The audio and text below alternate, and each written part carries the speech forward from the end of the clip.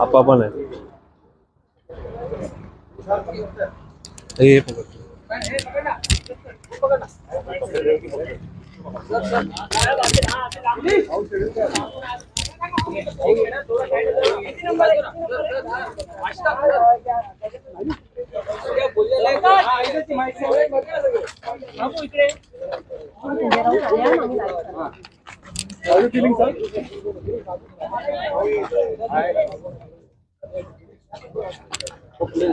Hello हो मी आले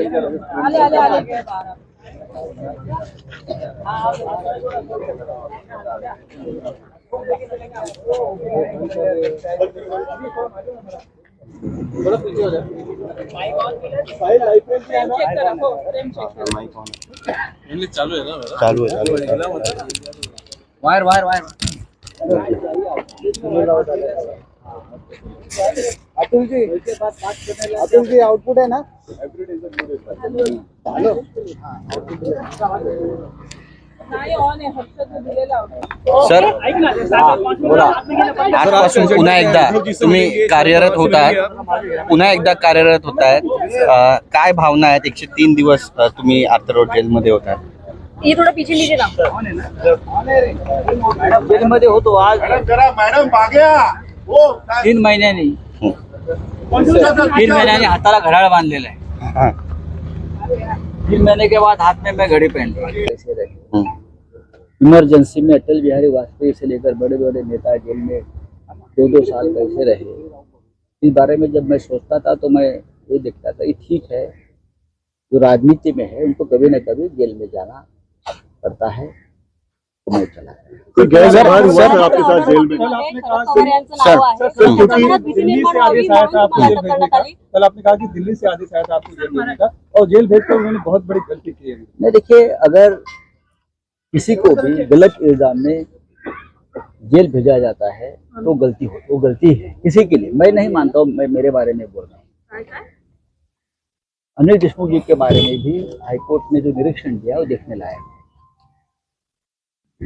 लेकिन ठीक है, कल के ऑर्डर से इस देश की न्याय व्यवस्था के ऊपर का विश्वास लोगों का जो है, न्याय मंदिर जिसे हम बोलते हैं.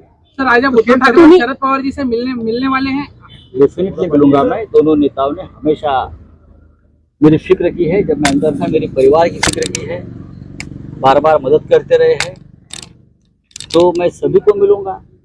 मैं 2-4 दिन में राज्य के उप मुख्यमंत्री देवेंद्र फडणवीस जी को भी मिल रहा हूँ. कुछ लोगों के कामों के लिए मैं मिलना चाहता हूँ उनको. जरूर मिलूंगा. सर मराठीमध्ये सांगा की सर 103 दिवस उपमुख्यमंत्री से मिलेंगे, आप मुख्यमंत्री से मिलकर बात करेंगे. राज्य का जो कारभार है उप मुख्यमंत्री चला रहे हैं. जो मेरा निरीक्षण है, इस राज्य का नेतृत्व आज भी फडणवीस जी कर रहे हैं. अनुभवी नेता है और बहुत से महत्वपूर्ण निर्णय मैं उनके मुंह से सुन रहा हूँ. और जो मेरा काम है सरकारी वो उनके डिपार्टमेंट में. पण ज्यांनी निष्ठा सोडली त्यांचं काय होणार मग? बीजेपी से, और आप कह रहे हैं कि बीजेपी के उप मुख्यमंत्री से मिलेंगे, ये विरोधाभास. मुख्यमंत्री किसी पार्टी का नहीं होता, वो राज्य का होता है. प्रधानमंत्री देश का होता है, किसी एक पार्टी का नहीं होता. मैं दिल्ली में जाकर प्रधानमंत्री से मिलूंगा और अमित शाह साहब से मिलूंगा, गृहमंत्री है देश में, और उनको भी बताऊंगा क्या हो गया मेरे साथ. एकनाथ शिंदेना मुख्यमंत्री मानत नाही तुम्ही? बाहर आए थे, उन्होंने आरोप लगाया था कि उन पर दबाव बनाया जा रहा है कि आप आम आदमी पार्टी छोड़कर बीजेपी शामिल हो जाए. आपका इस तरह कोई अनुभव रहा क्या सर? ठीक है, इस बारे में मैं जल्दी बात करूंगा. सर मराठीमध्ये सांगा की 103 दिवस तुम्ही तुरुंगामध्ये राहिला, तो अनुभव नेमका कसा होता? कुणाकुणाच्या आठवणी तुम्हाला त्या तो ठिकाणी आल्या? अनुभव आता इतक्या लवकर सांगण्यासारखा नाही आहे. आठवणी तर खूप येतात. हमारा देश 150 साल गुलामी में था. उस काल में भी इस प्रकार की पॉलिटिकल वैल्यू की राजनीति हमने देखी. दुश्मनों के साथ भी अच्छा व्यवहार किया जाता है पॉलिटिकल. लेकिन फिर भी मैं एक्सेप्ट करता हूँ. मैं पूरे सिस्टम को दोष नहीं दूंगा, ना मैं किसी केंद्रीय जांच एजेंसी को दोष दूंगा. अच्छा काम करने का मौका उनको भी मिलता है, करना चाहिए, सबको करना चाहिए। महाराष्ट्र में एक सरकार नहीं बनी है, मैं 3 महीने से बाहर हूँ। कुछ निर्णय सरकार ने अच्छे भी लिए हैं महाराष्ट्र के, मैं उनका स्वागत भी करूंगा। विरोध के लिए विरोध नहीं करेंगे हम लोग, कभी ना किया है। जो चीजें जनता के लिए और राज्य के लिए और देश के लिए अच्छी होती है उनका हमेशा स्वागत करना चाहिए। महाराष्ट्र में देवेंद्र फडणवीस जी ने कुछ निर्णय अच्छे लिए हैं। जब मुझे अखबार पढ़ने का मौका मिलता था तो मैं पढ़ लेता था और मैं ये भी देखता था कि अच्छा निर्णय है। खास करके हाउसिंग जो है गरीबों के लिए घर देने का फैसला, भाड़ा को अधिकार देने का फैसला, तो हमारे सरकार ने वो अधिकार छीन लिए थे, वो मुझे अच्छा नहीं लगता था। लेकिन भाड़ा बोर्ड को एक वापस अधिकार देने का फैसला फडणवीस साहब ने लिया है, तो मुझे अच्छा लगा। ऐसे बहुत से निर्णय हैं, सरकार होती है, अच्छे निर्णय का स्वागत होना चाहिए। राउत साहब बिताते थे क्योंकि आपने कहा था कि बीच में आपकी तबीयत खराब हो गई थी, अभी भी है खराब तो जेल में कैसे समय बिताते थे सर आप? तबीयत मेरी जेल में भी खराब थी, अभी भी खराब है। मैंने कहा कि जेल में रहना ये कोई आनंद की बात नहीं है। जो दीवारें होती है जेल की, उससे बात करनी पड़ती है। बड़ी बड़ी दीवारें होती है, बाहर से कोई संबंध नहीं रहता, तो उनसे बात करनी पड़ती है, एकांत में बात करनी पड़ती है। मैं सोचता था जेल में कि वीर सावरकर 10 साल से ज्यादा जेल में कैसे रहे, लोकमान्य टिळक मंडाले में 6 साल से ज्यादा कैसे रहे, इमरजेंसी में अटल बिहारी वाजपेयी से लेकर बड़े बड़े नेता जेल में 2-2 साल कैसे रहे। इस बारे में जब मैं सोचता था तो मैं ये देखता था कि ठीक है, जो राजनीति में है उनको कभी न कभी जेल में जाना पड़ता है, तो मैं चला। कोई गैर व्यवहार हुआ सर आपके साथ जेल में? दिल्ली से आदेश आया था आपको जेल भेजने का। कल आपने कहा कि दिल्ली से आदेश आया था आपको जेल भेजने का, और जेल भेजकर उन्होंने बहुत बड़ी गलती की है। कार्यरत होत आहे, पुन्हा एकदा कार्यरत होत आहेत, काय भावना आहेत? 103 दिवस तुम्ही आर्थर जेलमध्ये होता, ये थोड़ा पीछे लीजिए ना। जेल मध्ये होतो आज 3 महीने नहीं, 3 महीने हाथाला घड्याळ बांधलेलं आहे। 3 महीने के बाद हाथ में मैं घड़ी पहन ली। जेल में घड़ी पहना बैन होता है, घड़ी भी लूज हो गई, घड़ी भी मेरा लूज हो गया, देखो हाँ थोड़ा हाथ हुआ, घड़ी लूज हो गया मेरा, सब कम हो गया। जेल में रहना कोई अच्छी बात नहीं होती। विश्व का कोई भी जेल अगर किसी को लगता होगा एक मिनट कि लोग मजे में रहते नहीं, जेल में रहना बहुत कठिनाई के साथ रहना पड़ता है, इसलिए जेल की संकल्पना बनाई गई। लेकिन अब आया हूँ, लोगों ने जोर से स्वागत किया, प्यार दिया। मुझे तो लगा था कि 3 महीने के बाद लोग मुझे भूल जाएंगे,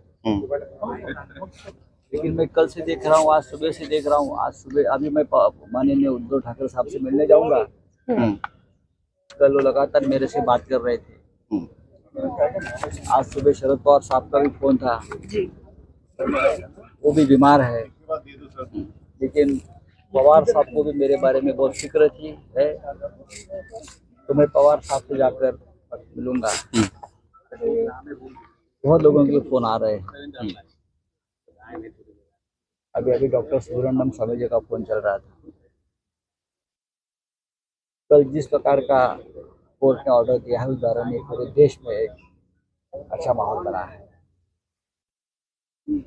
मैं टिप्पणी नहीं करूंगा, ना ईडी पर करूंगा, ना जिस लोगों ने ये साजिश रची थी, अगर उनको आनंद मिला होगा तो मैं उनके आनंद में सहभागी। लेकिन मेरे मन में किसी के खिलाफ कोई शिकायत नहीं है, और न मैं करूंगा। जो मुझे भुगतना था, मेरे पार्टी को भुगतना था, हमने भुगतना। मेरे परिवार ने बहुत कुछ खोया है, होता है ऐसा जिंदगी में, राजनीति में हम लोग। लेकिन इस प्रकार की राजनीति देश के इतिहास में कभी न देखी। हमारा देश 150 साल गुलामी में था, उस काल में भी इस प्रकार की पॉलिटिकल वजह की राशि हमने देखी। दुश्मनों के साथ भी अच्छा व्यवहार किया जाता है। प्रधानमंत्री से मिलूंगा और अमित शाह साहब से मिलूंगा, गृह मंत्री है देश में, और उनको भी बताऊंगा क्या हो गया मेरे साथ। एकनाथ शिंदे मुख्यमंत्री मानत नाही तुम्ही? जांच एजेंसियों की पूछताछ से बाहर आए थे, उन्होंने आरोप लगाया था कि उन पर दबाव बनाया जा रहा है कि आप आम आदमी पार्टी छोड़कर बीजेपी शामिल हो जाए। आपका इस तरह कोई अनुभव रहा क्या सर? ठीक आहे, इस बारे में मैं जल्दी बात करूंगा। सर मराठीमध्ये सांगा की 103 दिवस तुम्ही तुरुंगामध्ये राहिला, तो अनुभव नेमका कसा होता? कुणाकुणाच्या आठवणी तुम्हाला त्या तो ठिकाणी आल्या? अनुभव आता इतक्या लवकर सांगण्यासारखा नाहीये। आठवणी तर खूप येतात। जेव्हा आपण तुरुंगात राहतो, आमचे मित्र आणि मनसे प्रमुख राज ठाकरे यांनी एका भाषणात माझ्यावर टीका करताना सांगितलं होतं की संजय राऊतांना ईडीकडून अटक होईल आणि आता त्यांनी एकांतात स्वतःशीच बोलण्याची काय प्रॅक्टिस करावी। मला त्याला सांगायचं आहे की हो, मला ईडीने अटक केली, ती बेकायदेशीर होती असं कोर्टाचं म्हणणं आहे। आणि राजकारणामध्ये शत्रूच्या संदर्भात अशा भावना आपण व्यक्त करू नयेत की तो तुरुंगात जावा। आणि मी एकांतात होतो, जसे सावरकर एकांतामध्ये होते, लोकमान्य टिळक एकांतात होते, आणीबाणीमध्ये अनेक नेते एकांतात होते, तशी माझी सुद्धा अटक राजकीय होती आणि मी माझा एकांतातला काळ सत्काराने लावला। तुम्ही महाराष्ट्र सरकारच्या निर्णयांचं स्वागत करताय, पण शिवसेनेने सरकार स्थापन झाल्यापासून एकच टीका केली आहे की हे सरकार घटनाबाह्य आहे। नक्कीच घटनाबाह्य आहे, त्याच्याविषयी माझ्या मनात तिळमात्र शंका नाही, पण त्यांनी जे काही मोजके निर्णय जाहीर केले त्याच्याविषयी म्हणतोय मी। जरी तुम्ही त्यांची भेट घेणार असलात तरी सुद्धा तुमच्या भूमिकेबद्दल सुद्धा बदल बात करेंगे, उप मुख्यमंत्री मिलेंगे। कोई नहीं मिल सकता हूँ मैं, अगर कोई, मैं सांसद हूँ, मेंबर ऑफ पार्लियामेंट हूँ, ये सरकारी काम है, मेरा भाई एमएलए है यहाँ, उसी काम के लिए आप मिल नहीं सकते हैं क्या? क्या है ये? महाराष्ट्र है,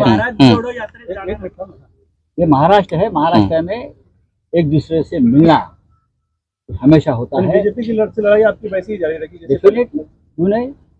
जब तक पद पर कोई बैठा है संवैधानिक पद पर, तो उसे मिलकर राज्य के देश के कामों के बारे में चर्चा होनी चाहिए।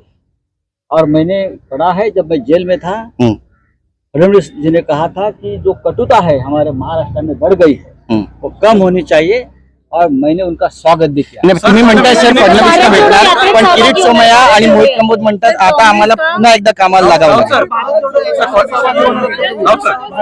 कल आप जब जेल से बाहर आए, तुम्ही म्हणताय सर फडणवीसला भेटणार, पण किरीट सोमय्या आणि मोहित कंबोज म्हणतात आता आम्हाला पुन्हा एकदा कामाला लागावं लागेल।